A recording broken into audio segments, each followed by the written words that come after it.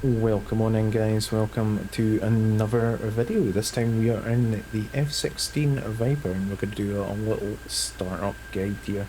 Nice and straightforward in the 16, so let's jump on in. Alright, first things first, let's arm the ejection seat. Let's also come down to the main power switch and we're going to right click this twice. Let's go ahead and close the canopy, so left click on the canopy switch. And let's go ahead and guard that so we don't have any accidental canopy openings. Okay, we're going to left click on the jet fuel starter here. We're going to go to start 2. Okay, right hand panel here, we're going to have a sec light. When that goes out, we can go ahead and advance the throttle into the idle position. I believe it's also over 20% on the RPM as well. So we'll go ahead and wait for the sec light. There we go. Alright, advance the throttle forward into idle position. Okay, while that's doing that, let's right click, hold and drag up and uncage our backup attitude indicator. And align that. We have some power. Let's go ahead and turn on the FCR radar altimeter, right click and altimeter radar into auto. Let's come to the right hand side here, MMC, store station, MFD, upfront controller and GPS switch all go up. Block 50, you don't need to worry about the map switch or the data link switch. Those are not implemented. Okay, let's adjust the HUD brightness here. Let's just turn that up here. Let's also come down to the left hand side here, turn the helmet mounted display on and full brightness here. There we go. Nice and visible here. Let's reset the altimeter, so left click and hold, and there we go. Okay, let's turn on RWR and jammer, and let's chaff and flares.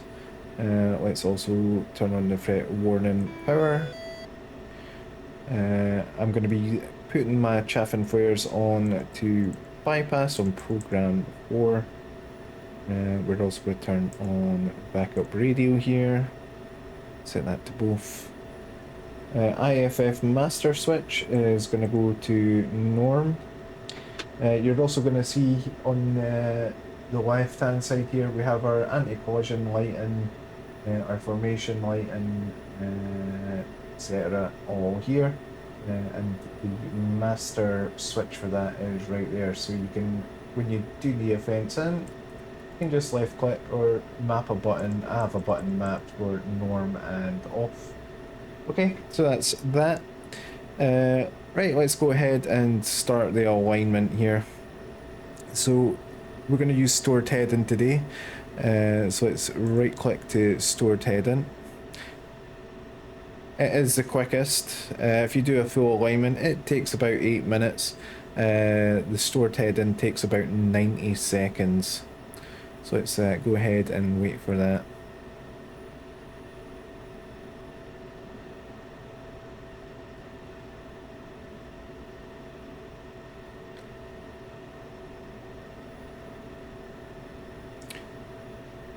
Another switch I should have had on when the back power came on was park and brake. Let's go ahead and turn that on now.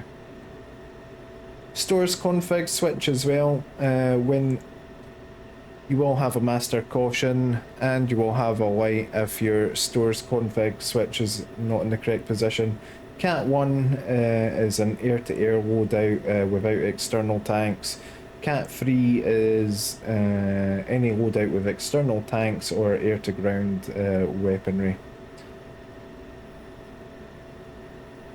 So let's make sure we're on Cat 3 for that.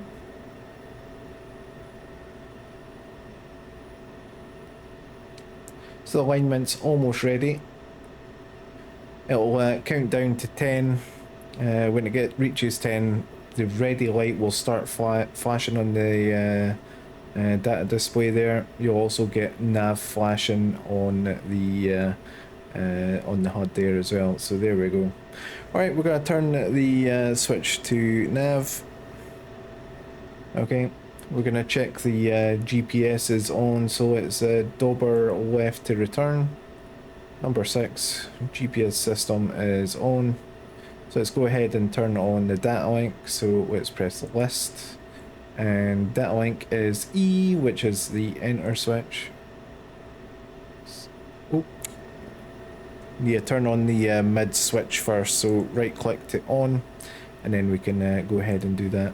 Okay, GPS time is off, so let's go and turn that on with number 1. And that is that, all set. You can go ahead and set up all your data link information. We'll look at that in another video as well. So there we go, that is us pretty much all set here, ready to taxi. Let's go ahead and turn on the hard point. So we do have a TGP, a targeting pod, on the right hard point. So let's go ahead and turn on the right hard point. So power that up. And once that is warmed up, that should be ready. So let's go ahead and taxi here. In fact, we can't taxi yet. Let's forget about taxiing. We haven't done our helmet mounted display alignment. So let's go ahead and do that. So go to list. Let's go to miscellaneous and HMCS, which is R. Let's go ahead and Dober right.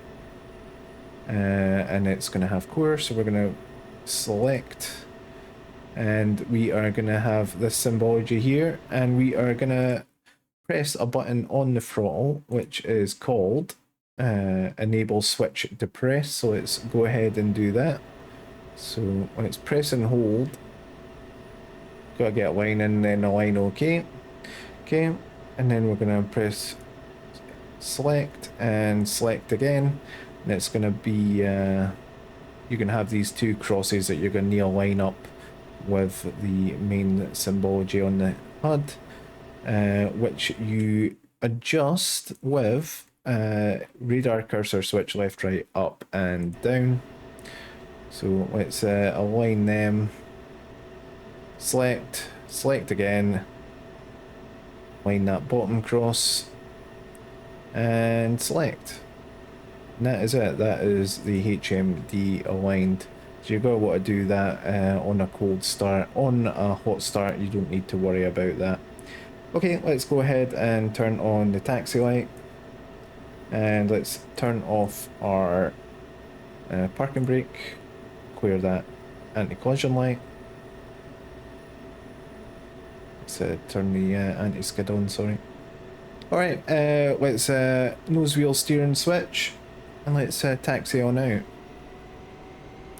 Nice and straightforward.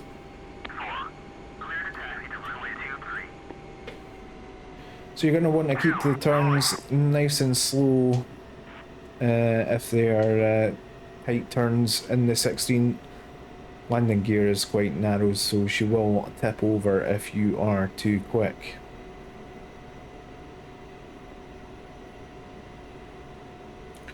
So taxi on out.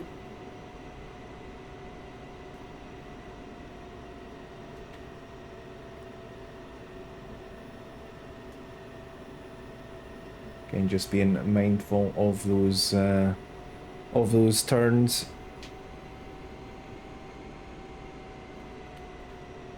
Quite often you'll see people turning her too quick and scraping a wing. And those wings are very fragile. You'll see quite a bit of flex in them once you're in the air.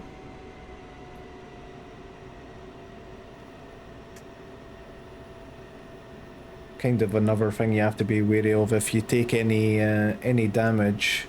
Not to do any high G maneuvers. Or you will quickly rip a wing off.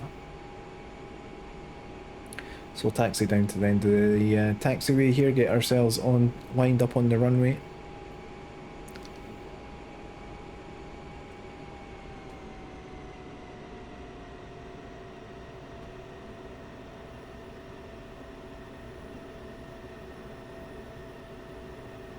So we have an external tank currently on board. You can check the fuel gauge here. We can check the external fuel, rotating this switch to the external center, or depending on the external tank you want to check the fuel on. So we can see our fuel level here is around about 1700 pounds fuel in the center tank.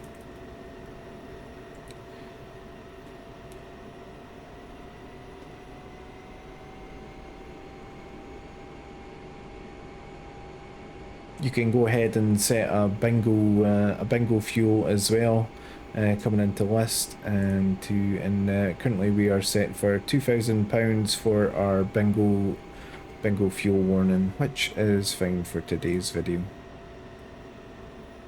Again, just watch your speed on the turns. Nice and slow for any tight turns, just to avoid teeter-tottering.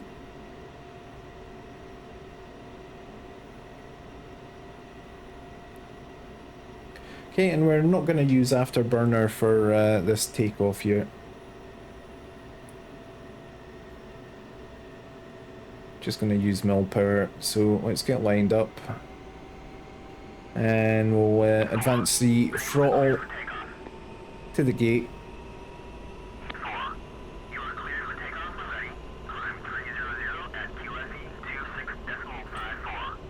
Hold it there. You will hear when you hit the gate in the 16. So around about 160 knots, we'll gently pull back on the stick.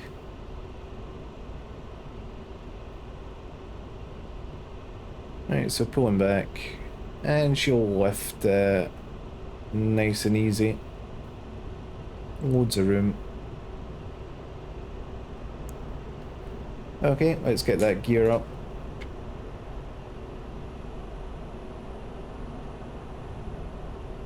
Okay, light off, gear up, and coming left. So there we go, guys, nice and straightforward. Nothing to it really, getting the 16 up in the air. Hopefully you've found this video helpful. Hopefully you'll join me in the next one, where we'll look at dropping some bombs and some other weapons as well. Anyway guys, thank you very much for watching. Hopefully I will see you in the next one. But this has been a startup guide for the F16 Viper.